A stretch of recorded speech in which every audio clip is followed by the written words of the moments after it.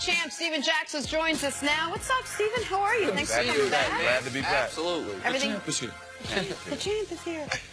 Let's talk some basketball. The Rockets continued their winning ways last night. They beat the Spurs behind 28 points from James Harden. They've now won 19 of their last 20 games. They have a 2-game lead in the West.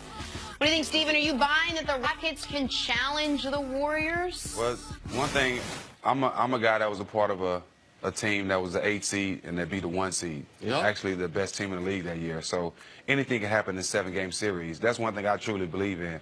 And both of these teams are great. So anything can happen in a 7-game series. I'm not counting Houston out at all. If I was worried about James Harden in the playoffs, and you brought up a great point, how defenses are going to trap him in the pick and roll, take the ball out of his hand. If I'm a Houston fan, or if I've been watching you, what would make me think that they're not going to struggle in the postseason, and potentially this is their first championship since those great years when they had the dream? Well, Chris Paul, he showed the fountain of youth. He showed that he's got some of his youth back. You know, as you see him last night, he's dancing with the ball. He's in his bag, as we say. Yes. He really in his bag, and he's carried the team when James Harden decided to rest or when James Harden's not in the game. Chris Paul's been putting up some big numbers this year. So for the Rockets fans, anything that's exciting them is the way Chris Paul is keeping his team, is holding his team down with James not out there. Hey, listen, James is going to win the MVP, and Chris Paul gets a ton of love, and he should. But we can't forget their version of the third guy in the Big Three. And that's not Trevor Ariza, as excellent as he's been. It's not Eric Gordon, who could be Sixth Man of the Year again. To me, it's Clint Capella, No question. a guy who, by the way, is leading the NBA in field goal percentage. Why is that relevant? It's going to be the 6th straight year that a Chris Paul teammate leads the NBA in field goal percentage. DeAndre Jordan did it for 5 years in a row. Now Clint Capella is going to take that mantle from him. Nice. But what Capella has done for them defensively, and the way he cleans things up at the rim, he's a big reason why they're 35-2 when he, Harden, and CP3 play. And this is one, Deontay pointed this out to me. I knew the defense had been better, but they have the league's 2nd best defense since February 1st. So all year long, they have, according to Basketball Reference, the most efficient offense ever. And now you add to it, forget a top 10 defense, but a top 5 defense. That, to me, is a recipe for, as I've been saying, right now they're the best team in the league. Now, does it translate to the postseason? If you can, CeCe asked you about it, but I want you to expand to the audience, because I don't think people totally understand. When you talk about, all right, so James Harden's the isolation scorer. He's killing everyone in the regular season. He's done this a few times, 2 runner-up MVP finishes. What do teams do differently specifically in the playoffs, and why wouldn't they do that in the regular season if it works on it? Well, you talk about Capella lead the league in field goal percentage. All his shots are alley-hoops, or catch right at the rim and finish. You know, it's not too many big guys that can do that. Let me give him his props. He got great hands, and not too many big guys that can catch. They can't walk and chew gum half the time. Right. But all his shots at the rim. Of course. You stop that by, as soon as James Harden comes across that court, before the pick even comes, you send that big man. Well, he has to throw the ball to Capella at the three-point line. Make him put it on the floor. Now what are you going to do? You're not just catching it and going up. You got to put it on the floor, and possibly you have to make a play. He hasn't done that all year, and it's kind of hard to just pick that up in the playoffs, especially when the game counts. So why would teams not, I think I know the answer to this, but I want you to explain to the audience.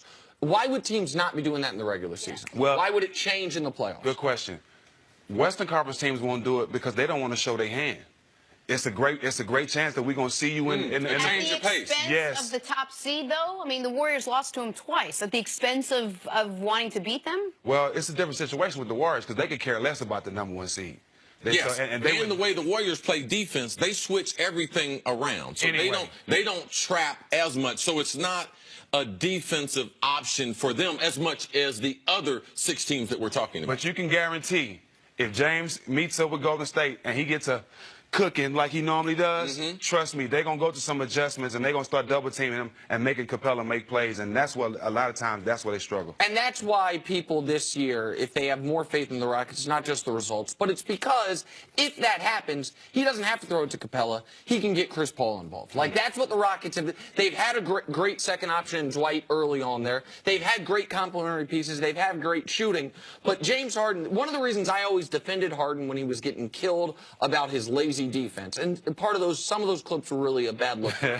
But people underestimated how much of the offense ran through him. Yeah. That he had to do everything for them offensively, and he's playing 82 games a year, and he's near the top of the league in minutes. You got to find some time to rest, which is what he was doing previously on the defensive end. One of the reasons why I like Houston, and you and I talked about it when we went to Brooklyn to watch them play, is how many different ways they close out games. So if teams decide to trap Harden, trap him in the pick and roll. I've seen Houston go to different lineups, go smaller, where they put a more versatile offensive player. Then you are at the mercy of what they're trying to do. And also, watch for Ryan Anderson. Ryan Anderson's been out a long time. If they decide to play him at the 5, man, he is a knockdown shooter. So then when you try to trap them, take the ball out of Harden's hand, you put him back on the court with some of the other role players. I believe that now they have that counter offense that they can. They can also start the offense with Chris Paul.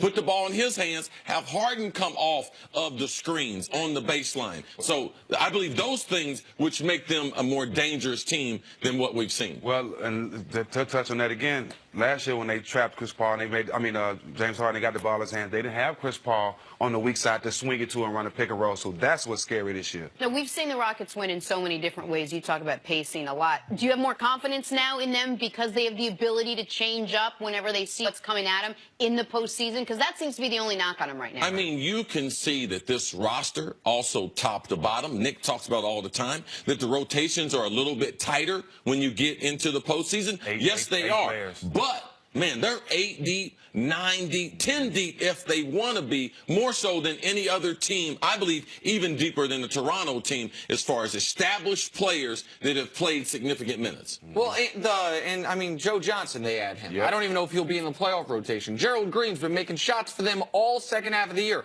I don't know if he'll be in the playoff rotation. You mentioned Ryan Anderson. He's a forgotten man. He's making $18 or $19 million a year. They don't seem to need him. But I understand why people are skeptical about Houston, because what they remember are the snapshots of Harden, right? So people remember Harden getting shut down in Oklahoma City in the finals. They don't necessarily remember how good he was in the Western Conference Finals against San Antonio. Right. They remember Harden in Game 6 last year against the Spurs, not Games 1 through 5 leading up to that moment. One thing to watch for the Rockets that nobody's talking about, but I know this for a fact.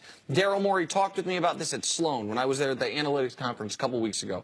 One of the things the Rockets struggled with, well, he's the general manager for the Rockets, so I When I had lunch with LeBron, I'll tell you what he told me. So one of the things At a Brainiac conference, too. Yeah, nerd conference, it was. One of the things Rockets struggle with in the past in closing out games is they are so programmed, shoot the 3. Don't shoot the long 2. Shoot the 3. Shoot the 3. That they haven't always adjusted. All right, hold on. We're up 8. There's 2 minutes left. It's not about the analytics don't support situational basketball. Right. It's not about 3 being worth more than 2. It's about using clock, time, score to your advantage. They've been better about that this year. They've been better about recognizing typically we want the first best 3 we have.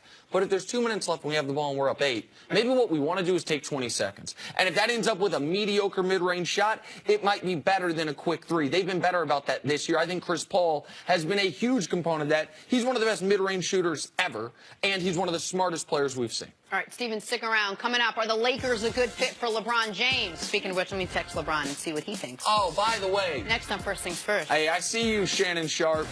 I don't know how this happened, staking out LeBron in L.A. Right now, get 2 of these delicious McDonald's breakfast sandwiches for just